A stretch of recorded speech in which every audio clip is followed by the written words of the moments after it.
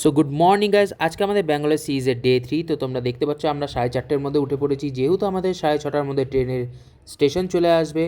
তো আমাদের নামতে হবে। তো আমরা চা খেয়েই রেডি হয়ে নিলাম এবং আমাদের লাগেজ সব দরজার সামনে নিয়ে চলে ওয়েট করছিলাম। এবং পাপা বসে আছে দেখে বোনও বসে পড়লো। তো স্টেশন আসার পরেই আমরা লাগেজ নিয়ে বেরিয়ে পড়লাম আমাদের হোটেলের উদ্দেশ্যে। তো তোমরা দেখতে পাচ্ছ আমরা স্টেশন থেকে বেরিয়ে অটো খুঁজতে পড়ে গেছিলাম এবং অটো খোঁজার পর আমরা অটো পেয়ে গেছি। দেন আমরা অটোতে চড়ে হোটেলের উদ্দেশ্যে রওনা হয়ে গেলাম। হোটেলের সামনে যাওয়ার পর তোমরা দেখতে পাচ্ছ ম্যানেজারের সাথে বাবা কথা বলে নিচ্ছে, এইদিকে অ্যাগ্রিমেন্ট সাইন করে নিচ্ছে, যেখানে তোমরা দেখতে পাবে।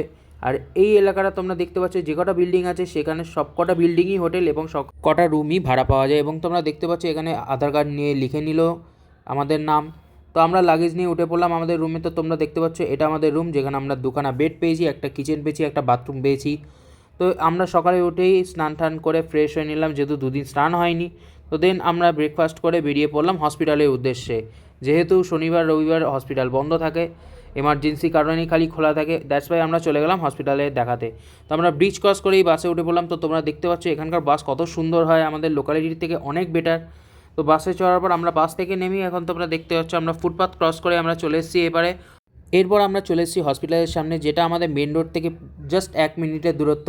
হসপিটালের ভিতরে ঢোকার পর তোমরা দেখতে পাচ্ছ কি সুন্দর একটা অ্যাম্বিয়েন্স, কারণ আমরা চলে এসেছিলাম বৈদেহী হসপিটালে। তো তোমরা দেখতে পাচ্ছ অ্যাপয়েন্টমেন্ট করার পর আমরা ডাক্তারের কাছে সোজা চলে যাচ্ছি লিফটে করে। তো 3rd নম্বর ফ্লোরে আমরা নার্সকে জিজ্ঞেস করলাম যে কোন দিকে পড়বে আমাদের ডাক্তারের ঘর। তো ডাক্তার দেখিয়ে আমরা হসপিটাল থেকে বেরিয়ে পড়লাম এবং সেম প্রসেসে আমরা বাস ধরতে চলে গেলাম। তো তোমরা দেখতে পাচ্ছ বাস স্টপ কত সুন্দর, যেখানে বসার সিট আছে এবং একটা নির্দিষ্ট জায়গায় বাস দাঁড়ায়।